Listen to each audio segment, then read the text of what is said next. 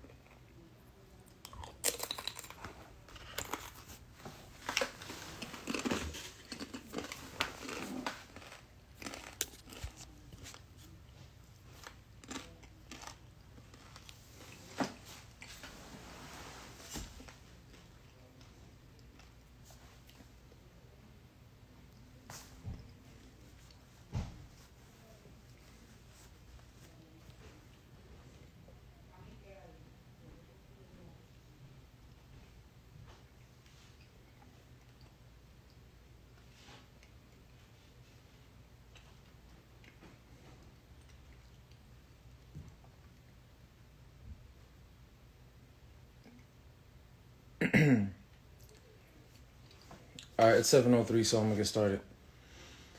Today we're discussing marketing and promoting distribution.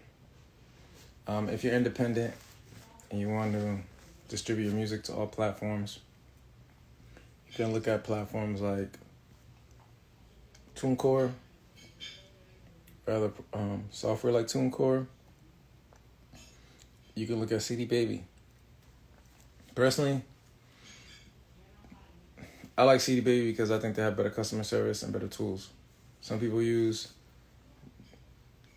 DistroKid because DistroKid takes less of like a percentage or no percentage at all. TuneCore and CD Baby kind of take like a small percentage of your sales. But also like CD Baby has more functions and more promo tools and I think in my opinion, a lot more support than TuneCore or DistroKid. Now, that's for when you want to take your music and make sure it's on all platforms. If you want to make sure it's on Apple Music, you want to make sure it's on Spotify, YouTube, all that. If you distribute it through CD Baby, then you will have your music go everywhere. That's a good thing. And so let's talk about the pros and cons of that, though. It's a good thing to have your music everywhere because you can reach more people.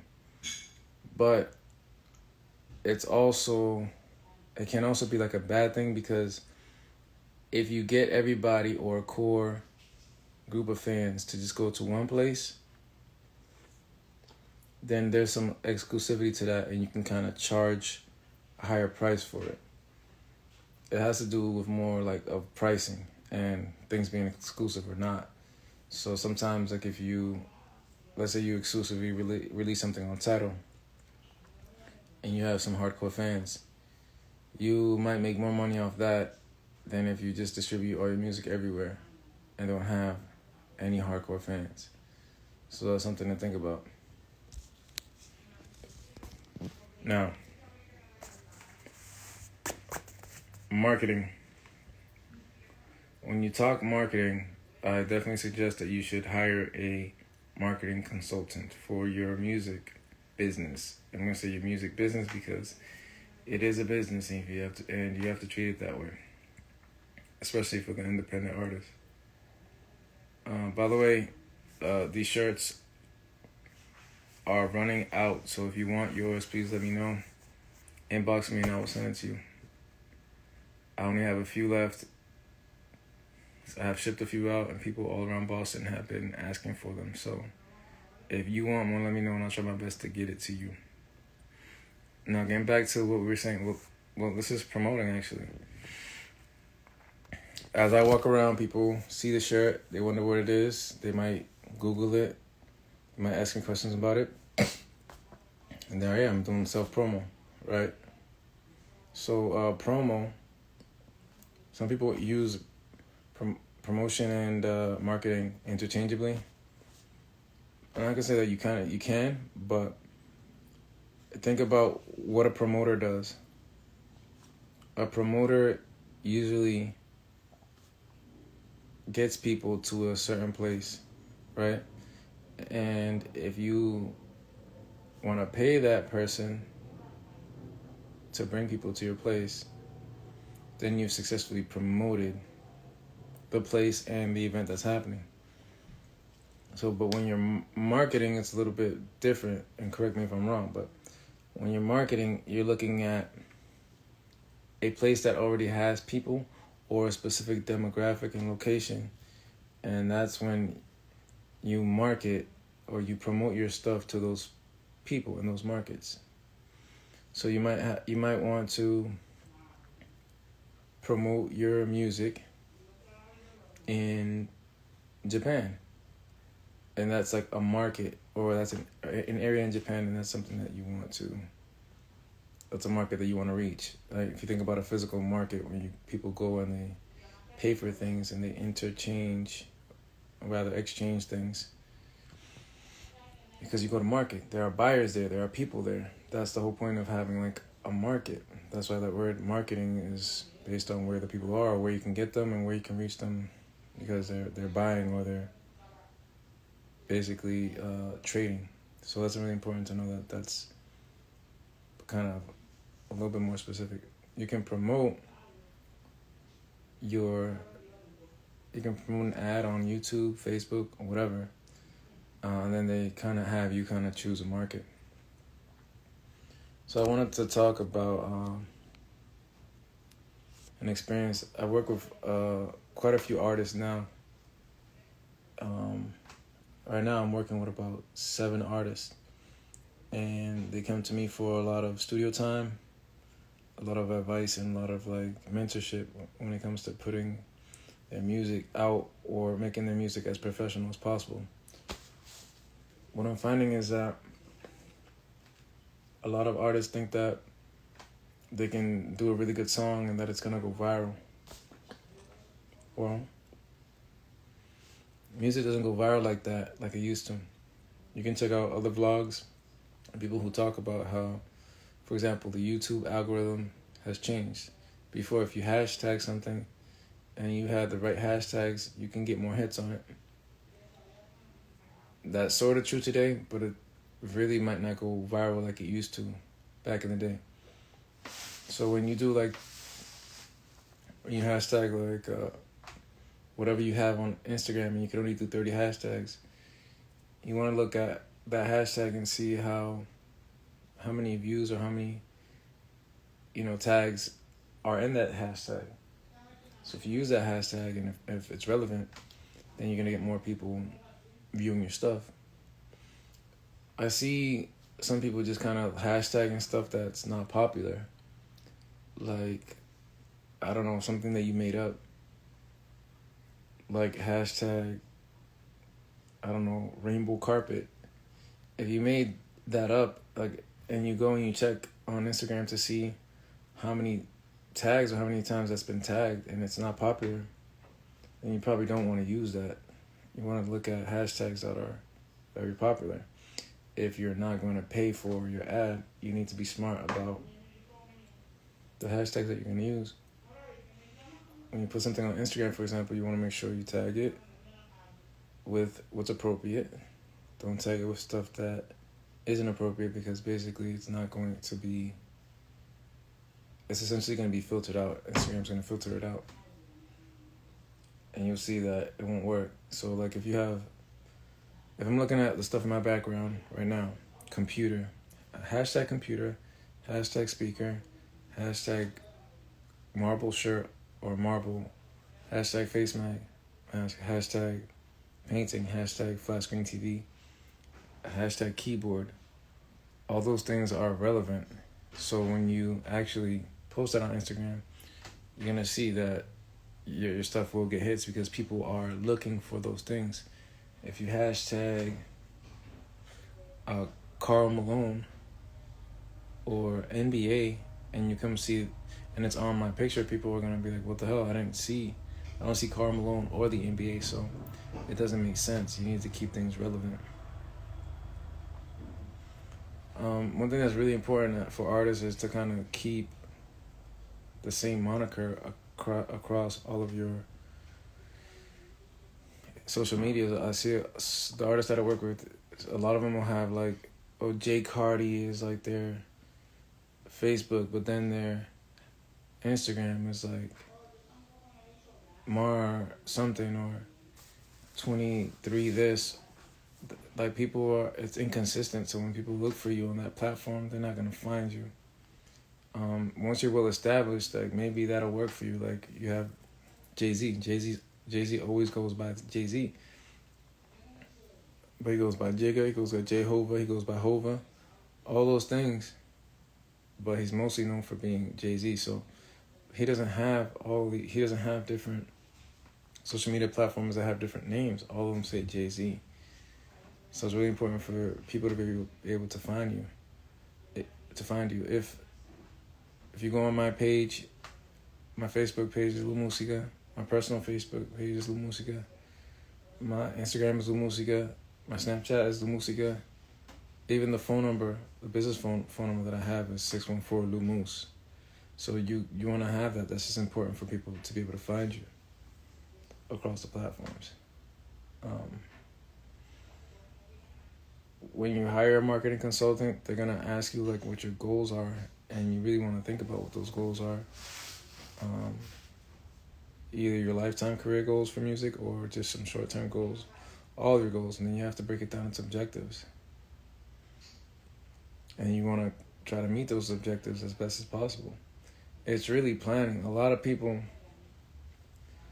suffer from not planning ahead. So you want to plan ahead. Like you have to sit down. If you got to get a calendar and write down on the calendar what you're going to do 3 months from now, 6 months from now, a year from now, about the type of music you're going to release. Break it down to when you're going to record, when things are going to get mixed and mastered, who's going to provide the beat for you, who's going to make sure that the cover art is done, who's going to do your photography, who's going to do your videography. Like, these are all things that you have to think of as an artist. And if you're not thinking about them, then that's what your manager's thinking about. Me in particular, I feel like as though I've had the managerial skills and I pretty much managed myself for a while. And I've worked with promoters, or I've gotten calls and I've kind of booked myself, and I have to get my team together to kind of make things work.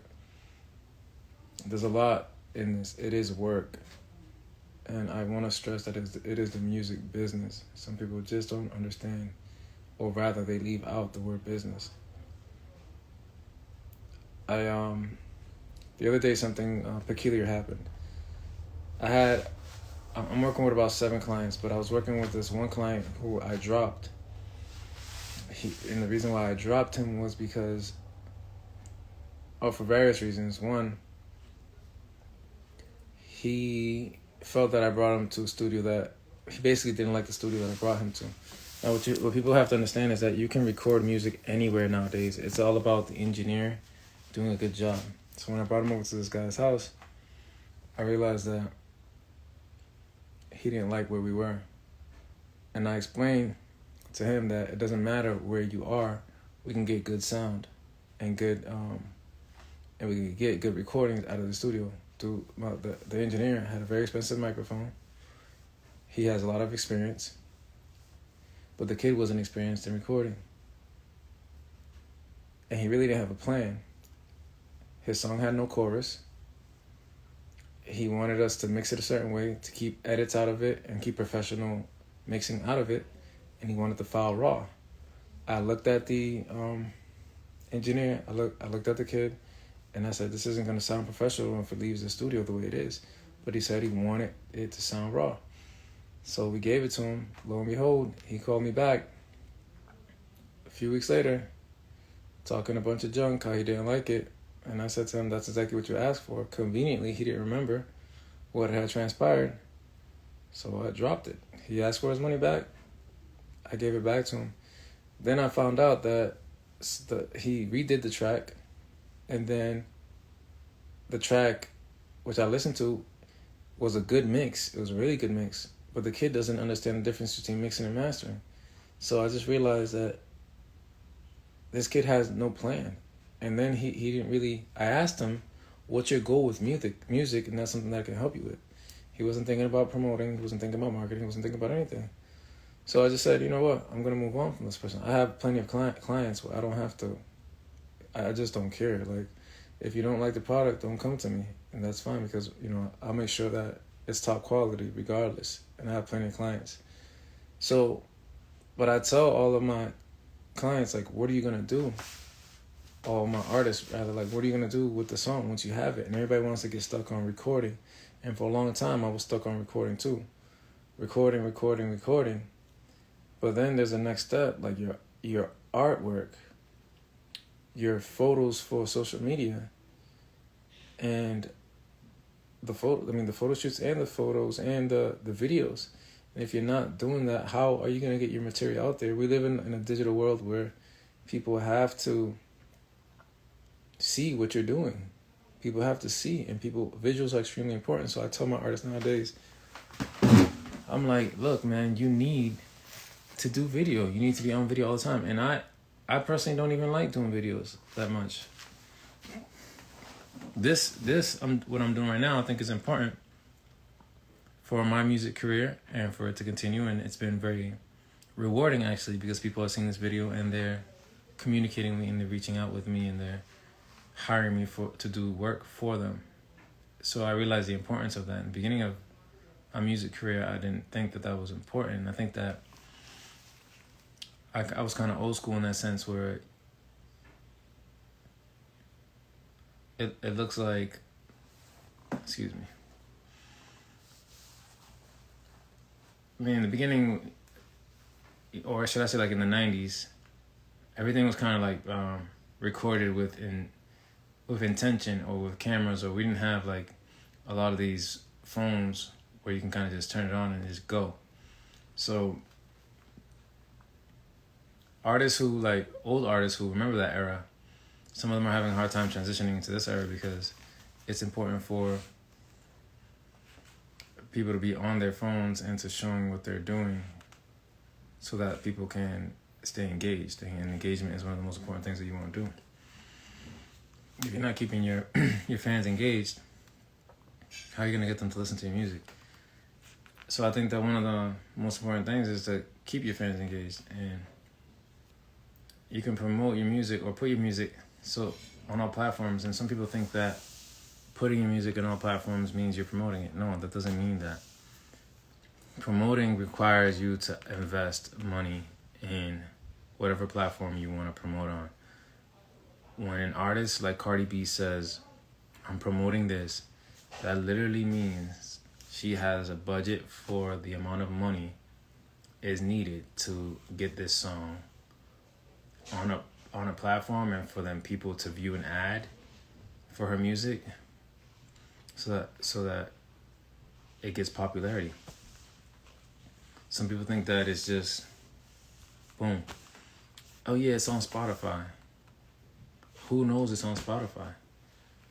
You're gonna go like throughout your whole neighborhood and knock on everybody's door and tell them, hey, my music is on Spotify? Like, how's your music gonna get to that person? Back before I even started doing music, that was one of my goals was just to get the music to people. But I didn't have a plan after that. I literally sat down with someone in a room in Cambridge and I drew out what I wanted. I wanted people to receive my music in their hands, either through a disc or through the phone. So when I figured that out, I figured that still wasn't enough. Now how do I get the views up? So, I mean, It required me telling a lot of people. All right, so that gets you a few hundred views, maybe. You tell 200 people, you get maybe if each person watches it twice, you get 400 views, maybe. Then I said, well, let me get out there, right?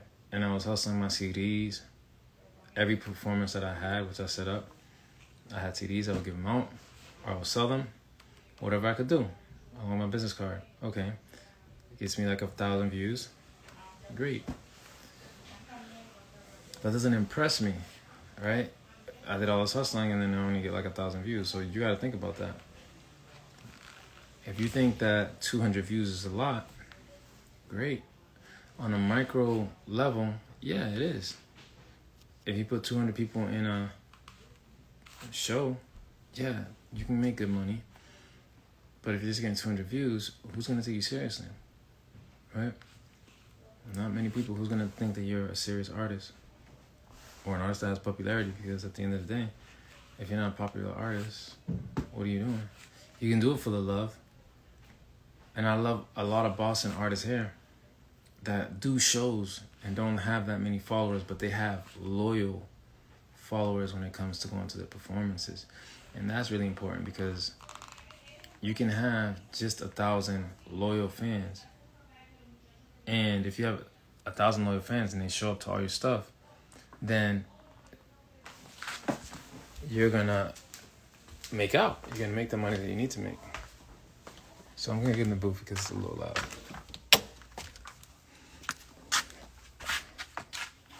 So this is soundproofing, by the way. This is called Arlex Foam. I'm actually not really complete with this booth right here, but I put all this up just to basically make this room soundproof. Sometimes when I have conversations on the phone and I don't want to be too loud or anything, I might come down here.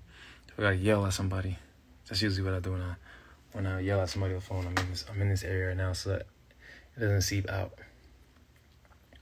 This is going back to like when you're recording, make sure you record in a soundproof room. And soundproofing is when like no sound can kind of seep out. It's the area where I record at.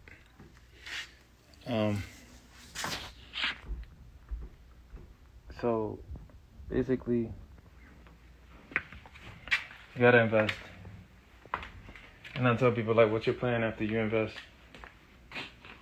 After you invest a little bit of money, like, what's your plan to make that money back? If you're not thinking in a business matter, then what are you thinking about? So some of the artists that I'm working with right now, if they invest $300 into studio time, any amount of money, let's say $1,000 worth into studio time, all right, you're just gonna stay $1,000 in debt. Not even in debt. Let's just say it's $1,000 that you paid for an experience is great. All right, well, how do you make that back? So I told them, what are you gonna sell? Because are you in the music business just to put things out there and feel good or have a hobby? You can do that, and that's pretty dope. But really think about how you're gonna live. First of all, it shouldn't be your main source of income. But if you can make a little bit more cash doing what you love, then why not? You can sell tickets to your concert. You can sell t-shirts. You can sell bracelets. You can sell keychains. You can sell all that. Even if you sell things for $1, $1 adds up. Because if you get 1,000 people to buy your stuff, you have $1,000. It's an investment. You gotta think about your profit. You gotta think about your revenue. Think about it this way. If you invested $500 and you made $1,000, $1,000 in revenue, you made $500 profit. All right, that's good because you got that money back. You didn't lose. So when you're promoting and marketing, you need to really think about the kickback. And that's just you having a business sense. So let me talk to you about what you should do if you're an artist or you want to make money off your art. And I'll tell you what one of my clients did recently. So One, you record the song, you get it mixed and mastered, right? Now you have a product. Then you get the cover art for your product, right? It's like the packaging for your product if it were a physical product. In this case, it's a digital product. You may have a photo shoot. You may go live on your Facebook or whatever platform you want to go on. Now you have an audience. Now you have a market. People are looking at you, right? I already have some of my artists with very little fans. They're getting paid for referring people to studio time. They get 10% for features. And that's something that they're doing because their music sounds good and people want to be part of it. If your music sounds good, people want to mess with you.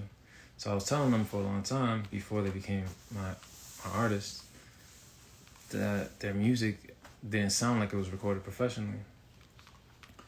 So I decided to take them to a professional studio where they can get their stuff mixed and mastered properly, and they get a professional sound. And with that professional sound, you can take that anywhere and people know that you're serious. Now, some of them are still having trouble with like their rhyme schemes. Some of them are having problems with like enunciating their words stuff. And I told them that, those are things that they got to work on if they choose to work on, or if they continue that way, it becomes part of their style. Either one is fine because there is no quote unquote right way of doing music. Rick Ross has a good rhyme scheme. He's pretty consistent. I told one of my clients to kind of think about that, and he needs to think more about song structure.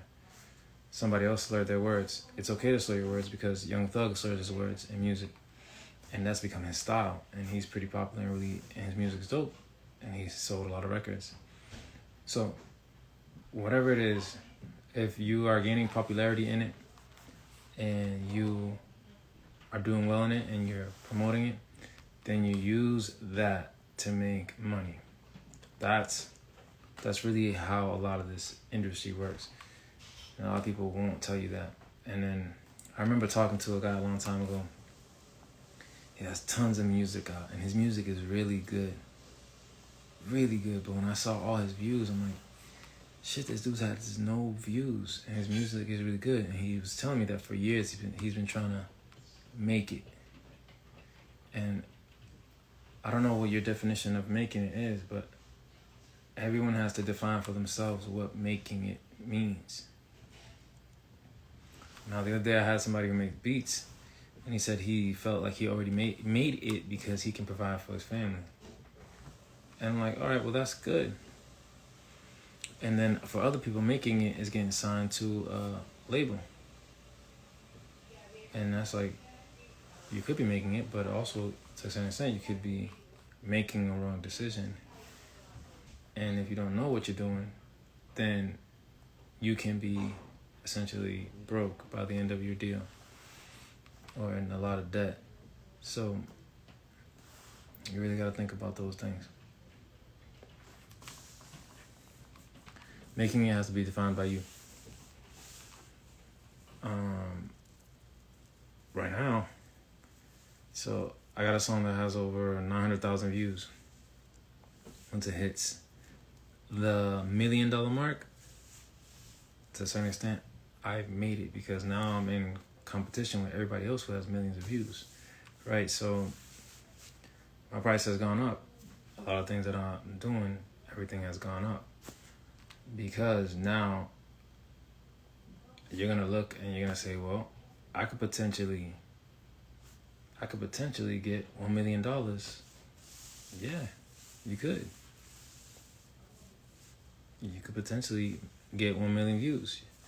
You can potentially get 100,000 views or 500,000 views if you mess with an artist who has that amount of views, because they already have that kind of like that star power, quote unquote star power. So you might hear like popular songs, and then it's featuring somebody who's not that popular, but then that person becomes well known off that feature. So those are things that you got to keep in mind. But I will say this. A lot of people think that just because they feature with somebody, that they're automatically gonna blow up. You'll see some no-name people featuring with some big-name people, and their music will never blow up. And that's because a lot of artists out there, if you're a big-name person and you get paid for the feature, that's it. You got paid for the feature. Even if that artist is supposed to promote your stuff, a lot of times they won't. They probably don't got time for it, and it's not their song, so why would they put that much effort into it? And you'd be a fool to think that they would help you promote that. Even if it's part of the contract, sometimes people don't even do that. So learn your lesson right now. Loue Musica told you. You do a feature with a major artist, doesn't mean they're going to promote it. You still got to promote it. The song that I got with Fat Man Scoop, I did all the promo for that song. Don't forget about what I talked about, which is the concept of working the song. So I've worked my own song. I've met with label reps. I've met with DJs who have their own radio syndicates. I've gone on a promo tour or media tour, whatever you have it, where I'm going to different radio stations, interviewing with them, freestyling with them, whatever, talking to the hosts, and then having them play my music. I've showed up myself to these places, and some of these places have shut me down. Other places have showed lots of love. And then I've gotten to connect with people who have the quote-unquote power or connections to get my song played in all types of radio stations.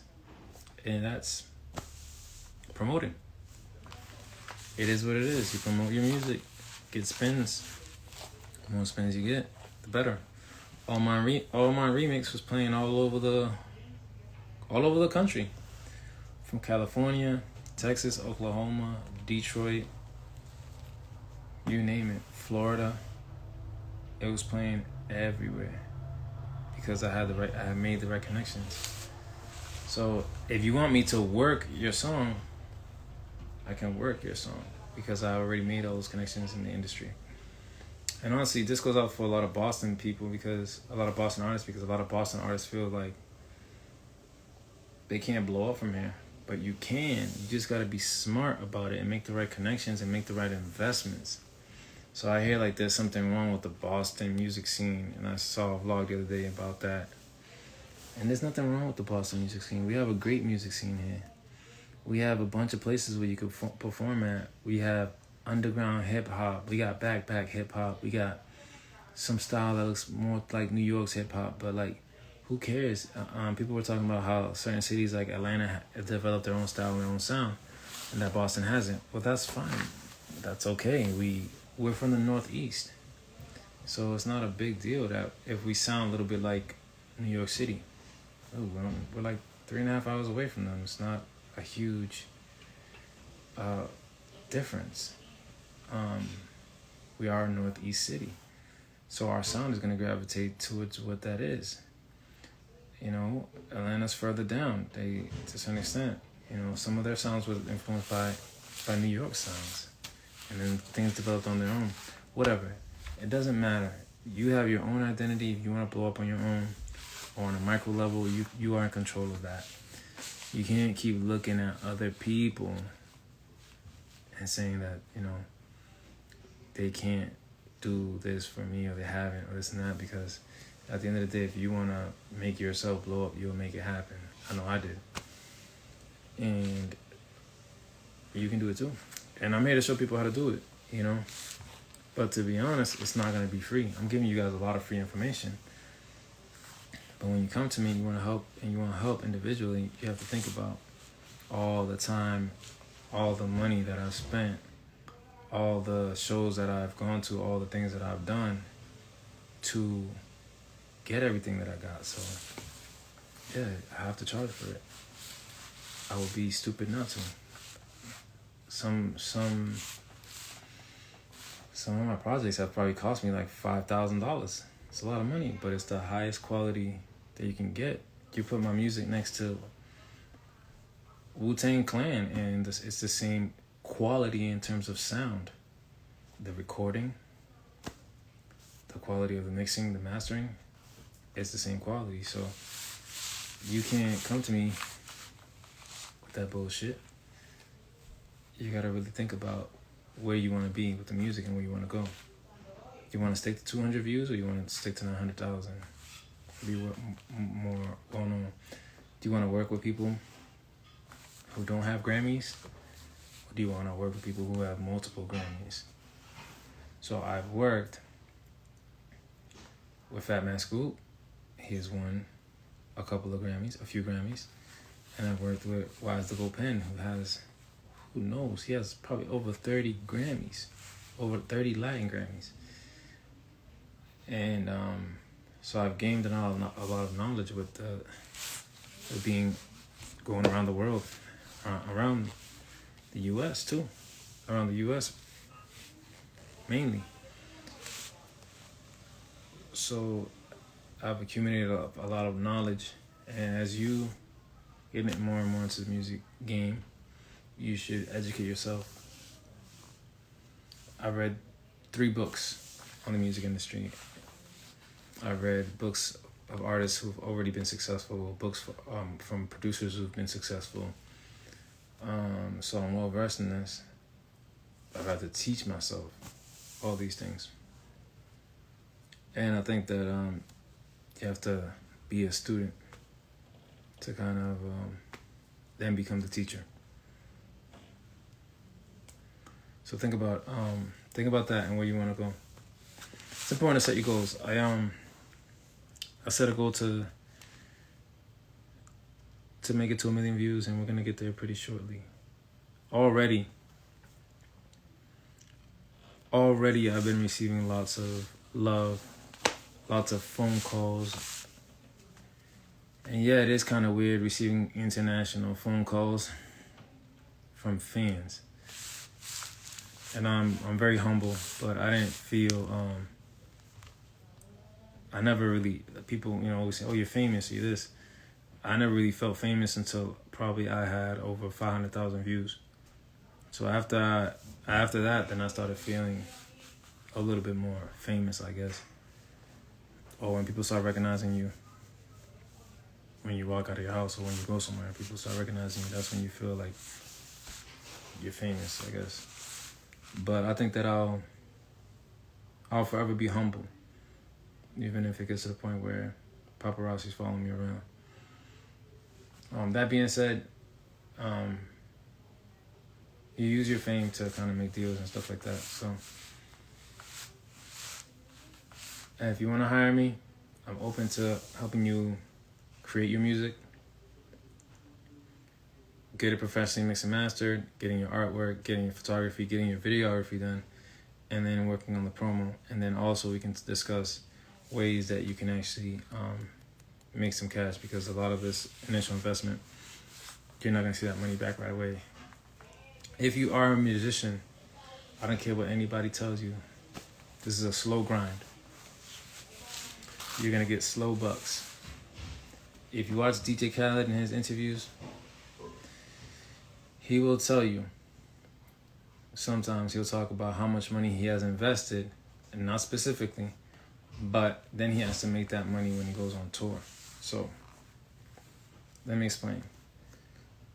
DJ Khaled, people think, what the hell does he do, right? He just gets on the track and he yells, DJ Khaled. No, he does a lot more, actually. Sometimes DJ Khaled, and I bring him up because I think he's a prime example of somebody who has made it in the industry. He's made it, by all means, he's made it. And what I mean by made it is that he's known nationally and internationally. Every artist respects and loves him. He can go anywhere in the U.S. and people respect him. He can talk to any artist and people want to work with him. And he's proven to have a good reputation and a good solid standing within the music game. Now, what does DJ Khaled do? First of all, DJ Khaled, yes, maybe started off as a DJ by just playing at parties, mixing and blending music with different beats and different vocals and stuff like that. DJ Khaled eventually became a producer. He made beats and then he produced tracks. And then he became a songwriter. So DJ Khaled is a producer, songwriter, so much more. He has gotten to the point where he doesn't have to create the beat. He can purchase that beat off of somebody, or he can get his producers to make the beat sound like he wants the beat. He can write the song. He can send that song over to somebody like Drake. He'll have maybe his vocals on that song, or he'll have somebody else do the vocals on that song. Send it over to Drake, and Drake will then listen to the song, re-record the vocals with his voice. That was him using like what's called a reference track. So then DJ Khaled, who's the owner of the beat and the owner of the song, and possibly the publisher as well, would scream, DJ Khaled. Why? Because he put all of this together. It was up to him to make that happen. So he probably paid for the beat, paid for the song, or wrote the song himself, and then put that all together and put it to the market, put it up for promo. So, and then he makes sure that he promotes it so well that it hits Billboard. He has the connections for it to make Billboard, right? So DJ Khaled has been successful. Why? Because then he can say, hey, check it out. I got these songs on Billboard now. People will call him and say they want him to perform at such and such place. DJ Khaled is a DJ, right? He's supposed to hype up the crowd, play different music, play his songs, and perform. Him as a DJ can just perform because of the material that he has done. DJ / producer. So if you listen to a DJ Khaled album, you'll hear a bunch of stars. He's still, at its core or at its essence, he's kind of still DJing because he's creating these no longer mixtapes, but albums with various artists on them. And you're hearing them, yo, DJ Khaled.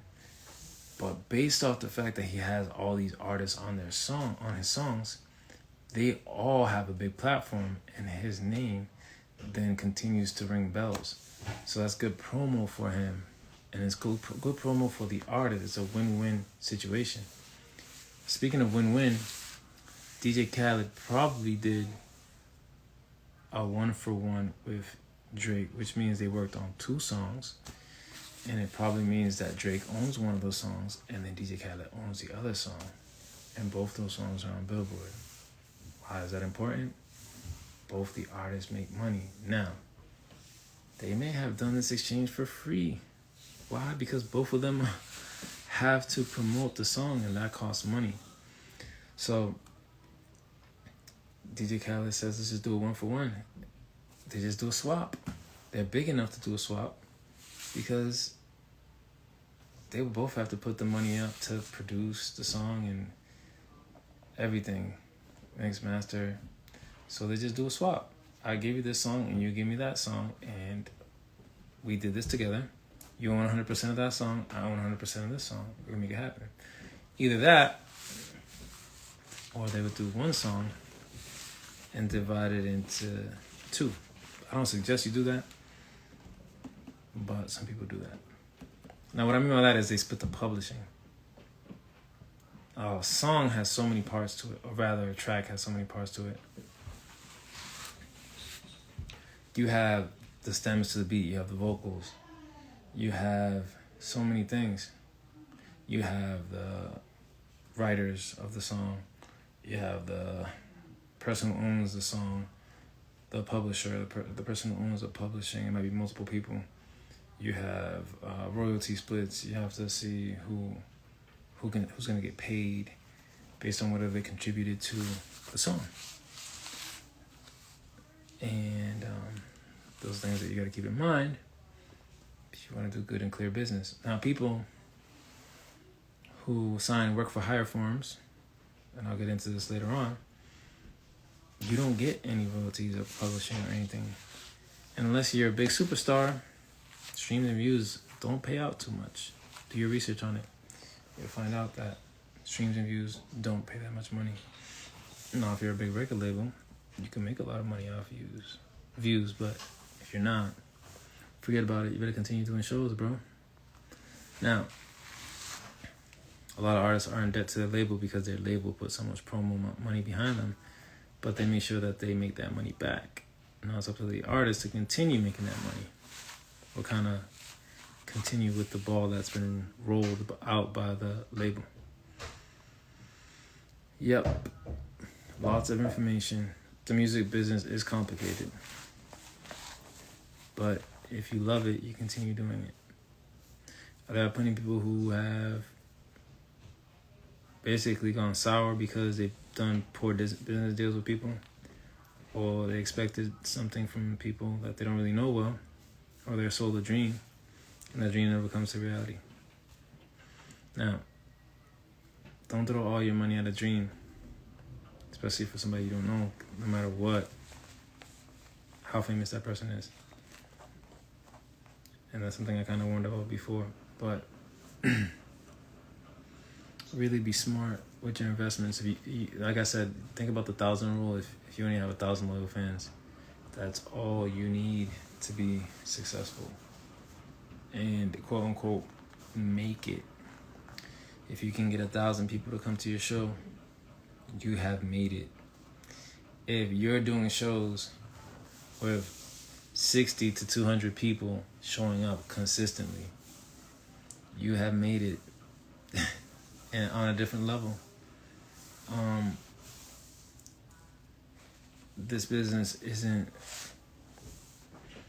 and I'm not talking about myself, the majority of the people in this business can be very shady, and the majority of people in any business can be very shady, but in particular, you find in the music industry a lot of gimmicks. You'll find people who do like dirty business, who try to cut other people out. It's kind of like when sometimes DJs will DJ a party for less money, and then it brings the value of DJs DJing in your town a lot lower than they should be. You got some young buck that might say, he's charging you $600, I'll do it for $400. Now, if you decide to take that person, good. But remember, you get what you pay for. So the DJ that's cost $600 might really be worth that whole $600. If that DJ was worth $1,000, then you best believe that DJ better come with the flyest shit you can think of. They might have a projector, they might have smoke, they might have lights, they might have a really, really dope background. They might have all the songs you need, take requests and all that stuff. It might be a really great DJ. You get what you pay for. So, for all those people that are doing music in the closet, and you go and show it to somebody, they might tell you it's good because they like you, but if it sounds like it came from a closet, that's where it's going to stay. And they won't tell you to your face.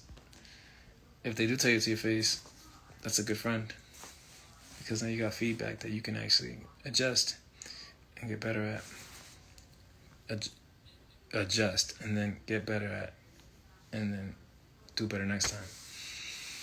So one thing I told some of my clients is that make sure you do your reference track first, or demo the track first, because some of them are making the mistake of going into the studio. Remember, studio time costs money. They're going in there, recording, and they're making mistakes, and they're coming away with a product that's not completely finished. It might be mixed and mastered, but they realize there's some mistakes in it. You want to make sure you come out of that studio with everything perfect, because going back to it is a pain in the ass, especially after it's been mastered. And plus, you're just wasting money. So do all the practicing at home. Do all the mistakes at home. Listen to the tracks over and over again. Fix it before you get to the studio. That way when you get to the studio, bang it out. Make sure it's dope. Alright? So, I'll show you my view of the booth from here. So, let's see. To tell you the truth, I barely use it because I use kind of like what's called it's like an isobox. Kind of tell what that thing is right there. I created that isobox actually myself. Which means I just speak into that box and it's kind of like it's definitely soundproof on the inside. It works like a small booth, essentially. My vocals are isolated into that small booth, and no other noises really come out of it. When recording, you want to make sure that your headphones don't bleed. What does that mean? Is red blood going to come out of your headphones? No, that's not what that means. That basically means that the sound coming out of your headphones doesn't get recorded on your microphone, so that sound bleeds into the microphone. So what happens is if you play that track in solo in the studio, then you'll hear the beat in your vocals. And you don't want that because the beat's supposed to be separate and your vocals are supposed to be separate. So make sure you have some headphones that are noise canceling. I got a few headphones that I like. Let's see. I use these in the studio. I got some beats that I use for working out. These are called AKGs 55 ohms. And I like them because they're gold, but also because they're good for mixing. I can hear all the instruments in it. I don't particularly like mixing, but I do some basic mixing, and I send it out to one of my producers in Houston, and he sends it back to me just crispy, dope. And I may send those vocals to another producer, and he'll make a dope beat for my vocals. So sometimes I use what's called a reference track. And a reference track is basically, like an instrumental or something you want to rap to. But then you have the real track that your DJ / producer / beat maker makes for you. And they put the vocals on top of that, and then you got a brand new track. Because you got to remember, some music has the same tempo, similar drum beat, drum pattern, and all you really have to do is change a few instruments here and there. You got a totally different sound, which is pretty dope. Now, one thing that I see artists struggling with is writing their music. I had somebody do a song not so long ago where they were rapping over where the chorus is supposed to go and threw everything off. So I had to explain to him that he has to look more into song structure. Because some beats already have the structure there for you. Some beats already have an intro. Some of them already are broken down to where the chorus is supposed to go, and some of them even have like a intro to your verse. And you have to know when you hear the music when it's time for you to rhyme or lay down whatever vocals you're supposed to lay down on a part of the beat. And if you are doing these things properly, people will notice. Especially, everybody knows Blueface is off beat. He sounds off beat. He says that when he hears it on beat. He's smart because he literally came out with an album called Found the Beat or something like that. Hey, it's becoming his style. Some people like it. They like his image, so it works. Others say it sounds like trash. It's all opinion based. So find your style. I mean, people always told me find my style and stick to one thing. I do really two types of music: hip hop and reggaeton. And reggaeton is a diaspora of hip hop, anyways. Hip hop and dancehall and reggae, of course. But it's all like you should only do Spanish or you should only do English. Like, no, I can do whatever the hell I want, first of all. And I can market those products I can promote those products in different markets. So if I have one song, it's a Latin song, I can promote it in Latin markets. And if I have a song in English, I can promote it in English-speaking markets. To me, it made all the sense. But people wanted to brand me, especially some labels that I was kind of working with, not signed to, but working with, talking to the CEOs and things like that, and kind of become friends with them. So they tell me, what they think is the right information, which is true most of the time. But I either decided to take it or not. I was pretty much told to be pigeonholed into one type of sound. And that's great for labels. They want to be able to know where they can place you. But this is the problem. I don't consider myself an artist completely. I am an artist, but I'm so much more. So the best title that I have for myself is executive producer. When you think about what the executive producer does, this is what it sounds like. An executive. You make certain decisions. You might put some of the money up, and you produce something. And you have executive producers for a movie. They might not even be in the movie, but they're putting up some of the money for it, and they're making sure that the movie is more or less what they want it to be like. So that's my role. Can I rap? Yes. Can I sing? Kind of. Do I know good singing when I hear it? Absolutely. Do I know bad singing when I hear it? Absolutely. Can I tell if you're on beat? Yes. Can I tell if you're off beat? No. Can I tell that if you know song structure? Yes. Can I tell if you don't know what you're doing in the booth? Yes. All of that I'm well versed in. And I can tell if you know what you're doing or not. I can also make sure that you do it at a high quality. So another person who does the work that I do is Puff Daddy. Diddy doesn't have to play the instruments to know what sounds good and what doesn't sound good. And Diddy also knows where music is going to pop off at or what's needed in certain markets because he studies those markets or he knows what's going on. He was behind doing a lot of remixes from songs in the 80s, but he would do the remixes in the 90s. Why? Because he knew that those songs were hits back then. So if you remix them, they'll be hits again, right? And that's the type of mentality that you want. What's a good marketing strategy for you? If you're not well known, take a well-known beat and rap to it and put it out there. See if it does numbers. Hey, your cover might be even more popular than the actual person.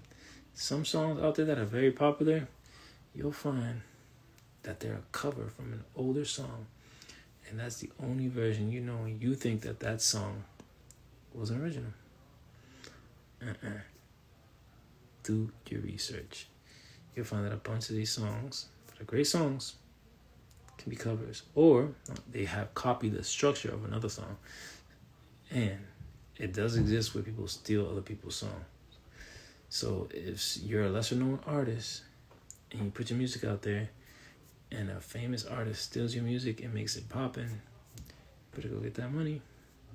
You better talk to that famous artist and find out what's going on. Or talk to your team and send that cease and desist letter. Or you tell the artist and see if you guys can collaborate. I'm always about kind of bringing things more to an amicable place. But if things get ugly, they have to get ugly. If you have to get a lawyer involved, and I'll get into that later next week, actually.